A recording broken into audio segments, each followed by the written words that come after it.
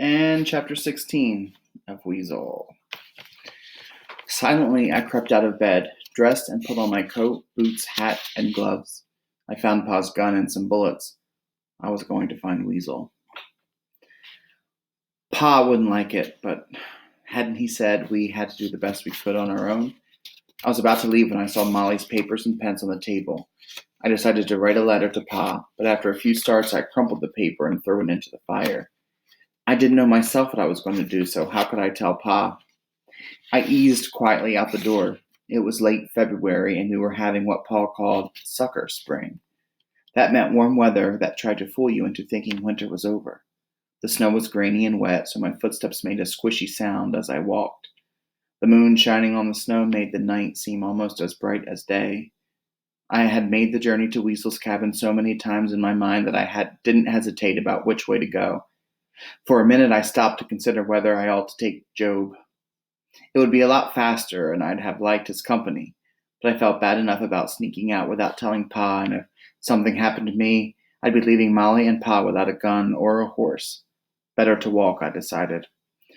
The way I figured it, I'd get near Weasel's cabin and wait till daylight, and he'd most likely be sleeping.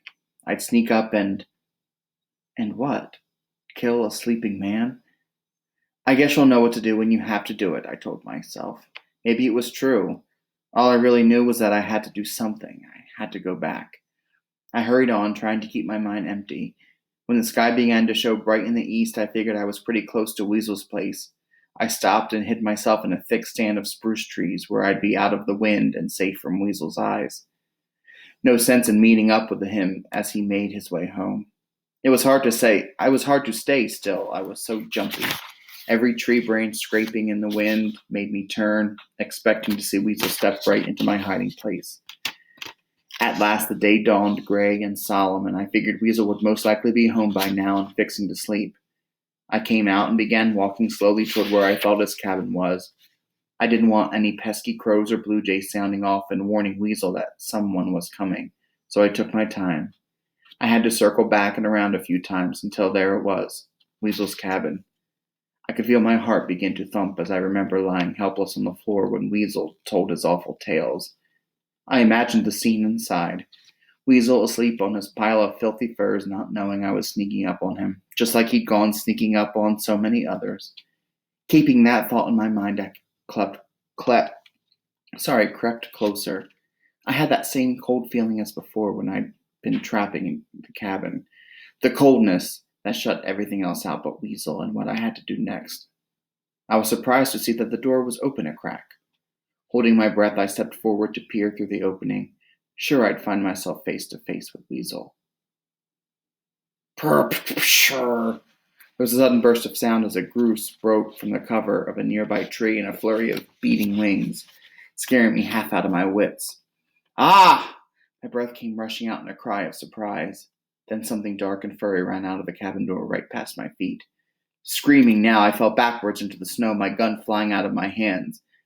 As my scream echoed through the forest, I waited for the door to open wide and for Weasel to say, "So it's you again, boy, only this time you ain't got a gun in your hand." But the echo died away, and a deep silence filled the woods. No one came to the door. Nothing moved. As I lay there, I remembered a silence like this. It was the day I had returned home to find the animals gone and Miss Tiz dead. Slowly I came to see what I'd been too worked up to notice before. There were no footprints in the snow around the cabin, except for mine and some from small animals and birds. There was no smoke coming from the chimney. An awful feeling came over me, and then I remembered that the cabin hadn't smelled real good before, but the stink coming from it now was about the worst I'd ever smelled. I knew what it meant, and I wanted to turn and run from it as fast as I could, but I had to see what was in there. I had to know. I made myself open the cabin door and step inside. I jumped as more small creatures went squeaking and scuttling into the dark corners. In the dim light, my eyes were drawn to the pile of skins that was Weasel's bed. Taking one step closer, I could see the form of a man huddled under the skins, or at least a ways what used to be a man. I couldn't see a face, or anything that looked human at all, but it was Weasel all right. There was no doubt about it. The stream of light coming through the doorway fell on a tangle of matted brown hair and caught on a patch of pure white. making it stand out in the darkness clear as could be.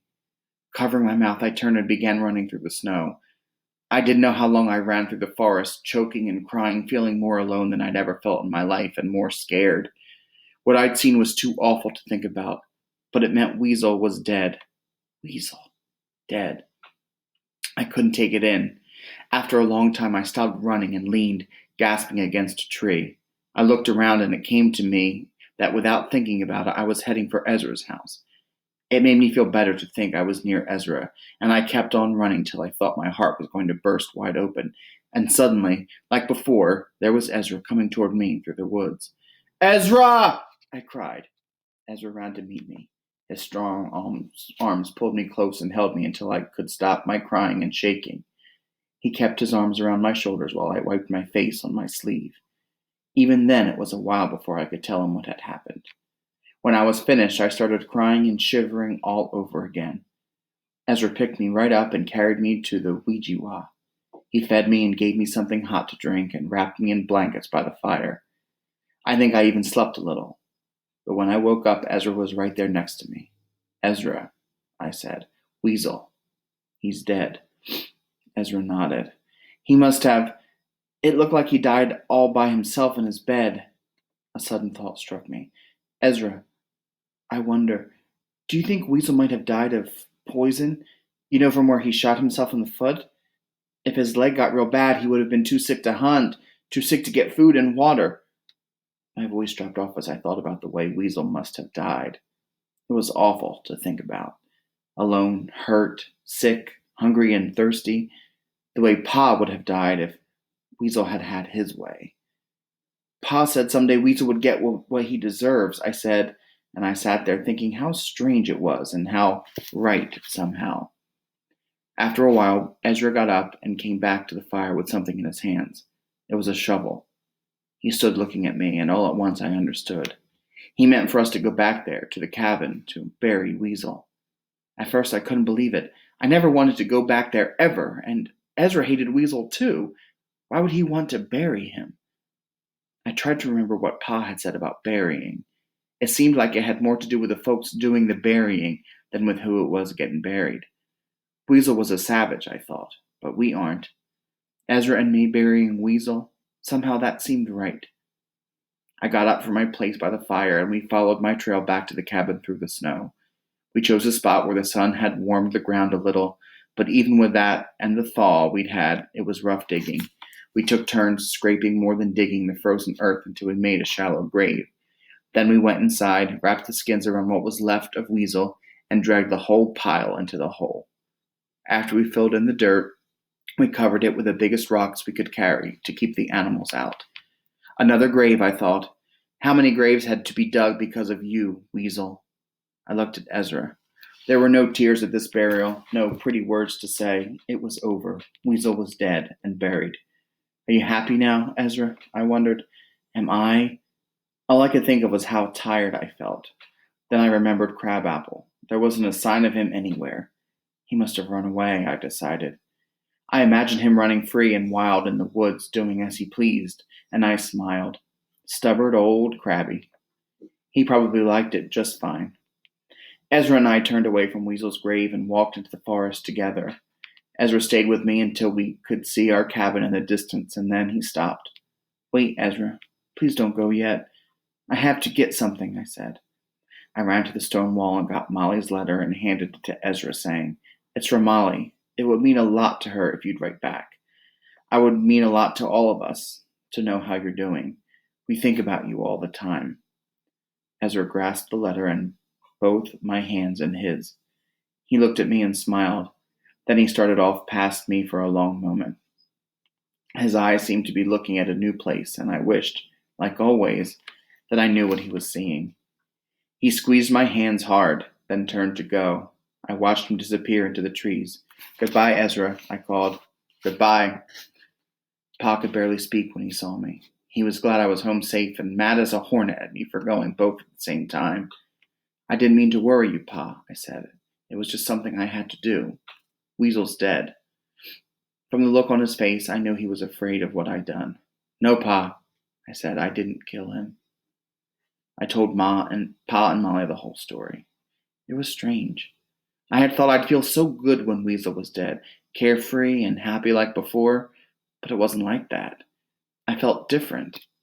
Better mostly, I guess, but Pa was right. It didn't make the things Weasel had done go away or the hurt of them.